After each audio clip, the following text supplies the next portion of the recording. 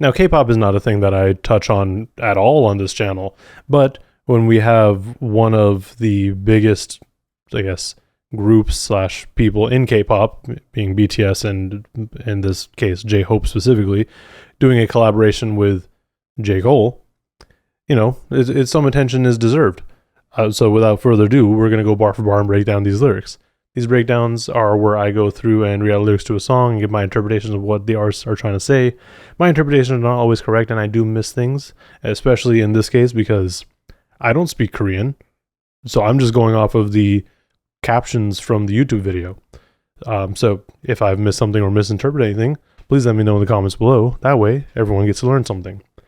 My understanding of the song is that it's meant to be kind of a going away or goodbye and thanks to the fans, because if you're not aware, citizens of South Korea have to serve military time at some point, so now is their time to do so. The song itself starts off with a chorus. Every time I work, every time I run, every time I move, as always for us. Every time I live, every time I love, every time I hope, as always for us.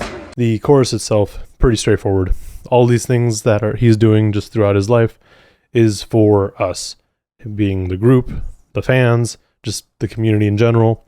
Again, like I said, it's meant to be kind of a thank you and goodbye to the fans. This then goes into the first verse.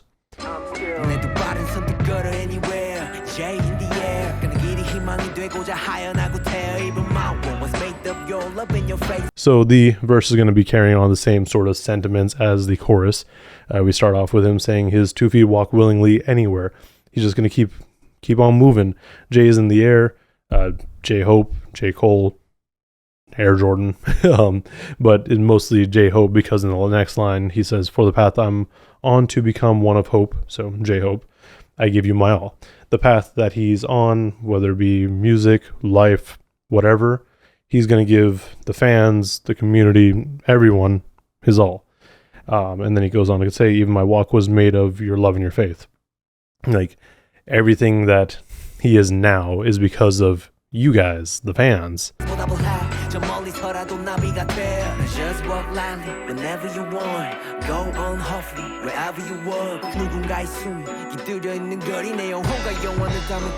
And then, just to repay you, even though I'm far, far away, like a butterfly, I'm going to be floating away.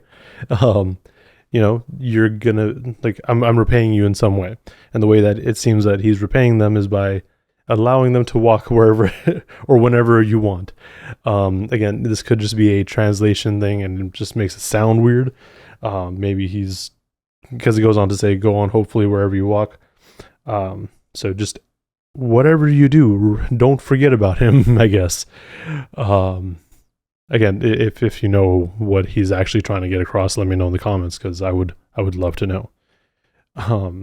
In these streets, imbued with someone's breath, everywhere I'll be. He's just, I think, again, it's just continuing on that theme of thanking people and acknowledging that without the fans, the community, the feedback, everything, who knows what he would be doing instead. And maybe he's relating his experiences to what other people may feel. Like, other people may not know what's going on in their lives, and he's just like, hey, neither did I, but here we are, we figured it out. This then goes back into the chorus, which is the same as before, and then we get to J. Cole's verse. Oh, hell, the mighty survivor of hell, plopped down from heaven to sail, holy water that I scooped from the well, fought tooth in the nail. He's just doing rapper guy things where he's like, hey, here I am, I survived hell, I came from hell, and I'm selling holy water. So here you are. Just to prevail, monster ruthless as I move through the field, feeling worried, in a hurry like a 2-minute drill, to make a couple mil off a lucrative deal, selling train of thought, name an artist who could derail. So he fought tooth and nail to prevail amongst all the ruthless people as he moves through the field being the battlefield, or the rap game, just life in general. He's kind of carrying the same sort of sentiments, I feel, as J-Hope did. So he kind of relates that to making a couple mil off a lucrative deal. And then this lucrative deal is selling your train of thought, the rhymes, but name an artist who could derail this, I guess, train of thought, or just the game, the rap game.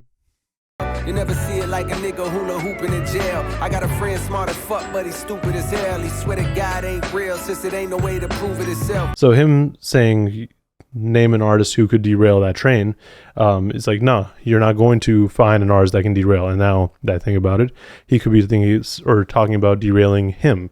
Like, there's no one who's going to stop J. Cole's run, apparently. No one's going to stop him on these train tracks that he's built and continues to ride on.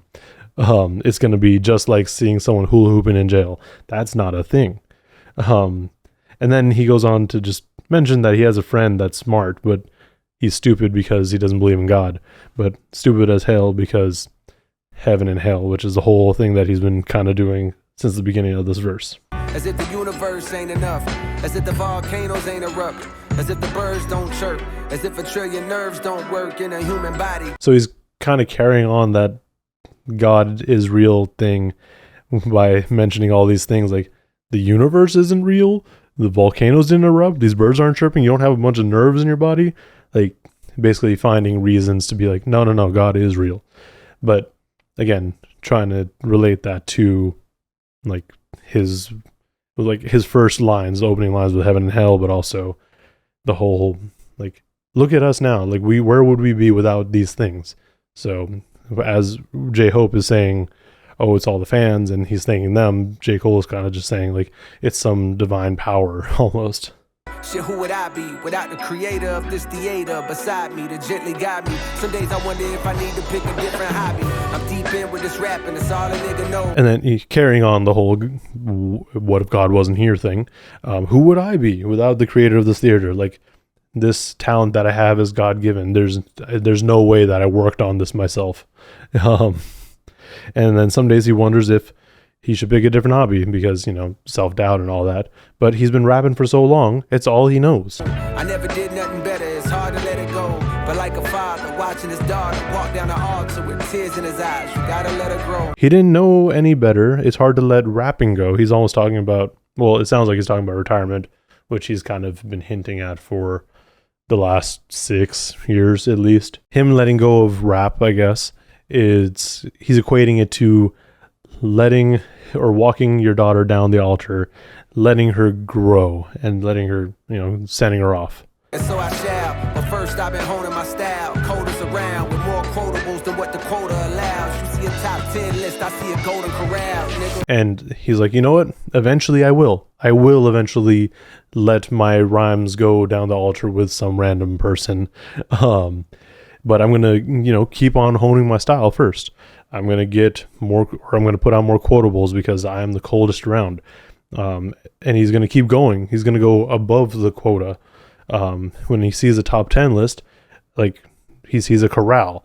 Like, it's not necessarily just, a list of individual rappers or people in a certain order. It's just a bunch of people that he has to kind of overcome and beat almost. As the moon jumps over the cow, I contemplate if I should wait to hand over the crown and stick around for a bit longer. I got a strange type of hunger. The more I eat, the more it gets stronger. As the moon jumps over the cow, which is kind of a inverse of the cow jumps over the moon thing.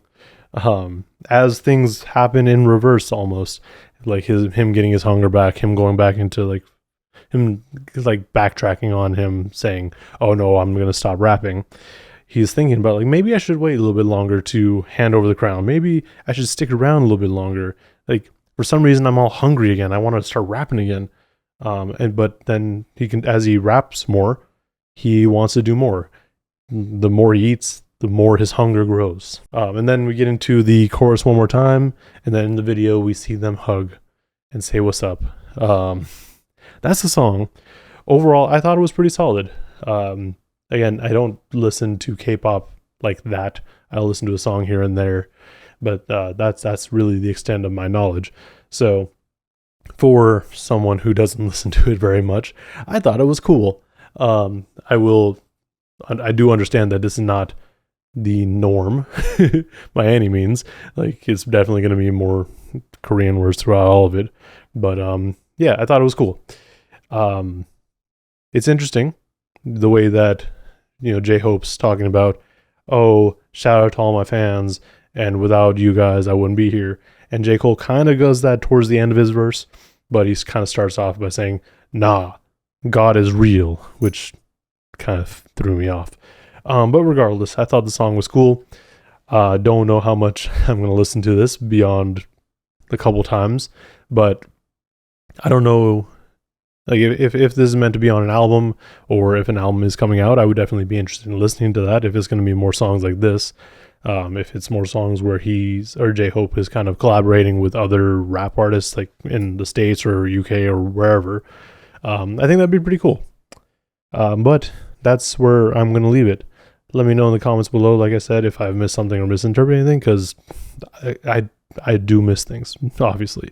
But while you're down there, also like and subscribe to see more breakdowns like this.